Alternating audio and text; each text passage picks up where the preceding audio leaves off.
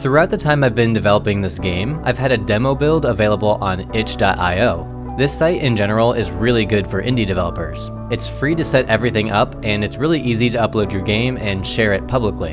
In the long term though, I've always had my sights set on getting this game on Steam, which is a larger marketplace with more features, and at the moment it's sort of the industry standard for selling computer games. That goal of getting on Steam is what this past year of game development has been dedicated to, finalizing the mechanics and improving the game demo so that it reasonably represents what the final product will be like. A few weeks ago, I felt like the game reached that point, so I started the process of getting my Steam page published. It took a while, but it's ready. My game, now officially called MOONSHIRE, is listed on Steam, and the free demo can be downloaded here too. Up until now, I've been calling this game Legend of Lua, but mainly as a joke. The project started about 4 years ago as a YouTube series where I was recreating the Legend of Zelda, but using the programming language Lua. Over time, I kept changing the direction of this project, eventually transitioning to open source sprites rather than using Zelda's sprites, and again later moving to the tiles and characters used in the game today. Since there were no ties to Zelda anymore, the title Legend of Lua wasn't really appropriate. Also, a side effect of this name was players thought that this character's name was Lua, which I didn't intend, but I think it fits. For nearly a year now, I've been brainstorming details of the lore and story to eventually land on the new name MOONSHIRE. I like this name because it's short, simple, and unique. Someone searching for this name should have no problem finding me or the Steam page. Finalizing the name was a really tough process. It's one thing to come up with a good name for your game, but finding a name that's unique and isn't already being used, that's where it gets difficult. So that being said, I'm very happy with this new title.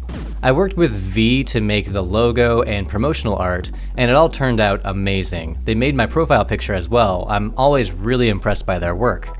And there are a lot of different graphics that need to be made for a Steam store page. And I was able to use Veih's artwork to organize and crop the different sizes.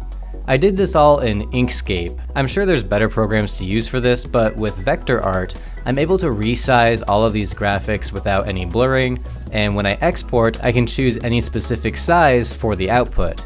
I just followed the documentation, which explains the different assets needed, what they're used for, and the specific size dimensions for that image. I made a short trailer too.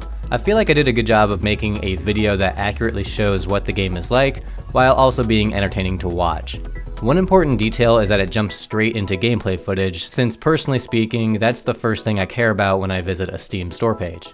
It was challenging getting through all this work, but then also there was getting the game demo itself to a state that I was happy with. I started with fine-tuning a lot of the fundamental features that a game demo ideally should have, like a main menu, settings options, key binding and controller support, saving and loading, data management, and making sure that everything in the game works at any window resolution.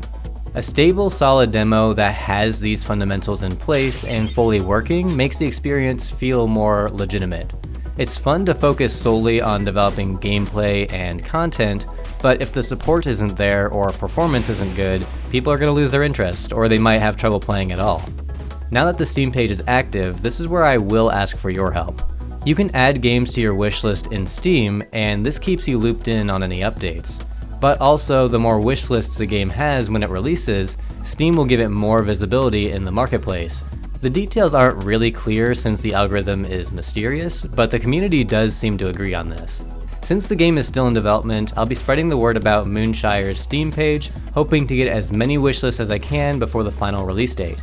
As development continues, I'll be adding new features to the demo, and in addition to Steam, you can keep up to date by joining the Discord server. Thank you so much for the support, and thank you for watching.